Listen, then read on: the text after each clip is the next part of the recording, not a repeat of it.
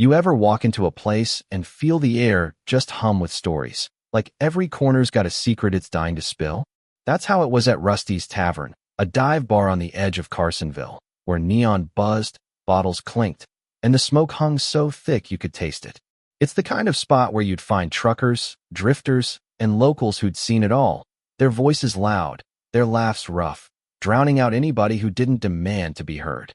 And in the middle of all that noise was Sarah, a waitress who moved like she was part of the woodwork, quiet, steady, always a half smile on her face, like she knew something the rest of us didn't. She wasn't flashy, just jeans and a faded plaid shirt, hair pulled back tight, pouring beers and dodging drunk hands with a kind of grace you don't notice unless you're really looking. But Sarah, man, she was carrying something heavy, something nobody in that bar could have guessed. It was a Friday night, late, the kind of night where the air feels electric, like trouble's just waiting for an excuse.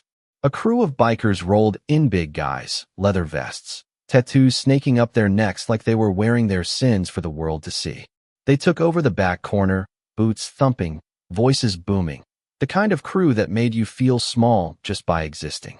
Sarah kept her head down, weaving through the crowd, balancing trays, ignoring their catcalls.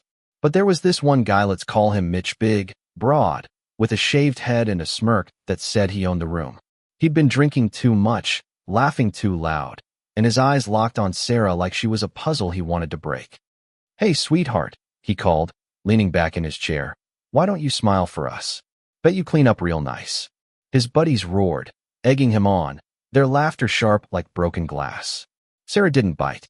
She just nodded, mumbled something about their order, and kept moving. But Mitch wasn't having ickies like him. They don't like being ignored.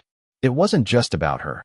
It was about power, about showing everyone he could make her squirm.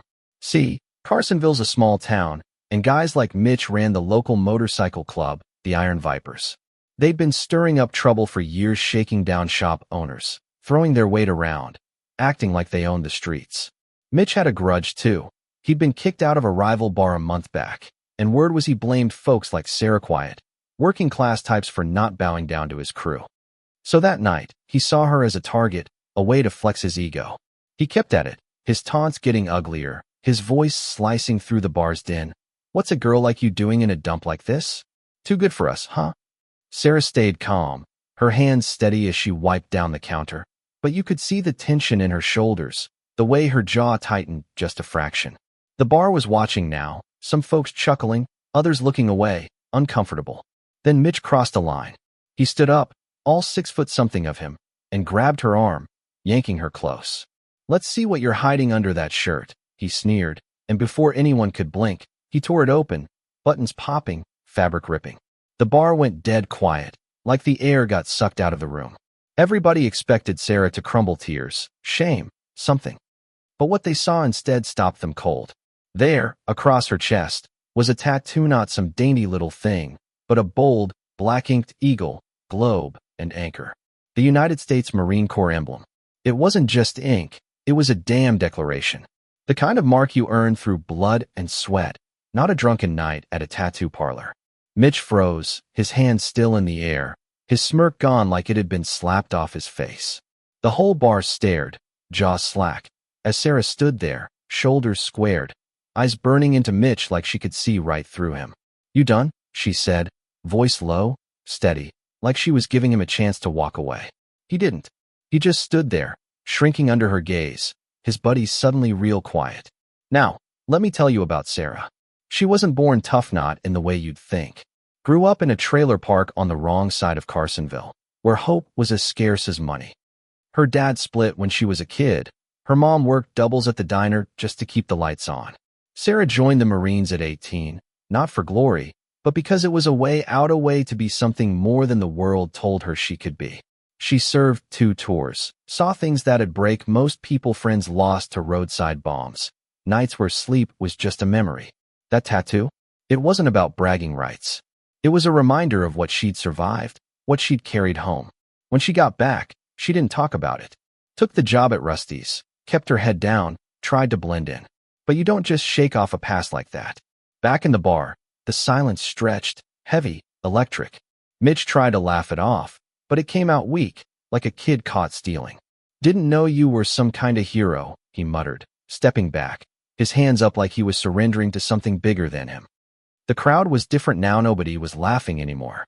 A couple of old-timers at the bar, guys who'd seen their own wars, nodded at Sarah, quiet respect in their eyes. She didn't say a word, just pulled her torn shirt closed and went back to pouring drinks, like nothing had happened. But something had shifted. You could feel it. The bar wasn't just a bar. Anna Marie, it was her stage, and she'd just rewritten the script. Days after that night, Carsonville started buzzing. People who'd never given Sarah a second glance were suddenly asking about her, piecing together her story. The regulars at Rusty's started treating her differently, less like a waitress, more like someone you don't mess with. Some folks even started slipping her tips with, "Thank you for your service," scribbled on the receipts, though she'd just shrug and stuff them in her pocket. But Sarah, she wasn't basking in it. She was still fighting her own battles, nights where the memories came back, sharp and cruel, leaving her staring at the ceiling till dawn. The bar was her anchor, keeping her busy, keeping her from drowning. And even on her worst days, she'd still cover shifts for Jenny, the single mom who worked weekends, or sneak a burger to the homeless guy who hung out by the dumpster. That's who Sarah was hurting, but still giving. Mitch.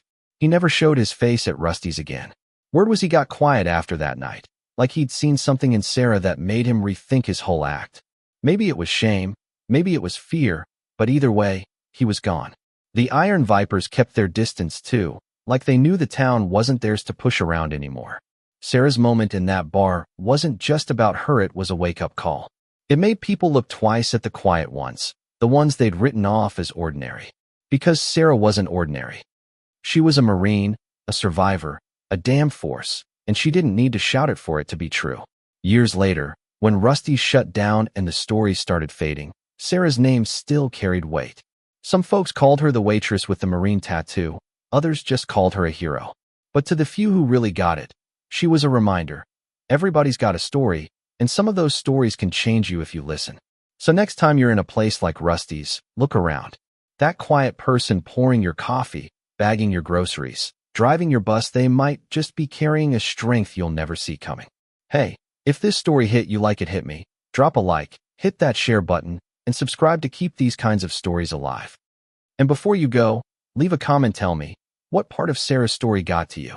Was it her quiet comeback, the way she shut Mitch down without a word, or something else? And let's talk. How often do we judge people too quick, missing the battles they're fighting?